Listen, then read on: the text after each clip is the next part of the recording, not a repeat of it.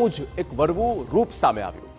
VS હોસ્પિટલમાં જ્યાં દર્દીઓ પર ક્લિનિકલ ટ્રાયલ કરી મહાનગરપાલિકાને કરોડોનો ચૂનો ચોપડવાનું કૌભાંડ છે, ત્યારે વિસ્તારથી સમજો। ડોક્ટર એમ પ્રભાકર મેડિકલ એજ્યુકેશનના પૂર્વ એડિશનલ ડિરેક્ટર છે, તેઓ શું કહે છે આ એથિકલ કમિટી વિશે વિસ્તારથી જાણીએ।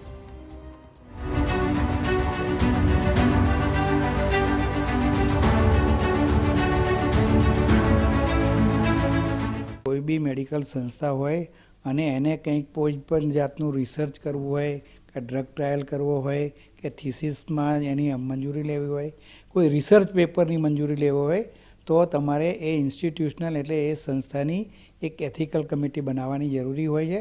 अने आईसीएमआर के इंडियन काउंसिल ऑफ रिसर्च प्रमाणे एनु कम्पोजिशन फीक्स छे अने एनी गाइडलाइन प्रमाणे आ कमिटीनी रचना करवामां आवती होय छे। लीगल बराबर फॉर्मेट है, मिनिमम 7 सभ्यों होवा जोईए। एमां एक चेरमेन होय, ए चेरमेन हमेशा बहारनो व्यक्ति ज होय, ए संस्थामांथी ना होय अने संस्थानो वडो पण ना होई सके। बीजा जे सभ्यो छे एमां 3 सभ्यो एक ए संस्थाना क्लिनिकल साइडना होय अथवा बहारना पण एने क्लिनिकल साइडना सभ्यो होई सके। बीजा 4 सभ्यो एवा मेम्बर छे, एमां एक लीगल बेकग्राउंड धरावे एटले वकील होय, एक सोशियल वर्कर होय અને એક મહિલા સંસ્થા વ્યક્તિ પણ આમાં એક કમ્પલસરી છે અને બીજા એક એનજીઓ વાળાના મેમ્બર તરીકે, એટલે 4 મેમ્બર એ બહારના કમ્પલસરી હોવા જોઈએ। અને આ કમ્પોઝિશન આખી કમિટી પૂરી થાય ત્યારે જ પણ કોઈ પણ જાતની એ તમે ટ્રાયલ અથવા તો રિસર્ચ કે મંજૂરી માટે આ જ કમ્પલસરી છે।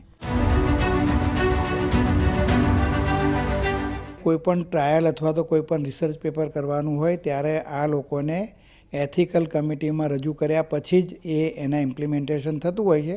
एटले कोईपण फार्मास्यूटिकल अथवा तो जेने जेने रिसर्च पेपर करवुं होय ए संस्थावाळा होय के संस्थानी बहारना होय त्यारे ए एथिकल कमिटी में आ प्रपोजल मूकता होय छे अने एथिकल कमिटी प्रपोजल आवे ए प्रमाणे एमनी मीटिंगो करी अने आ बधाने मंजूरी आपता होय छे।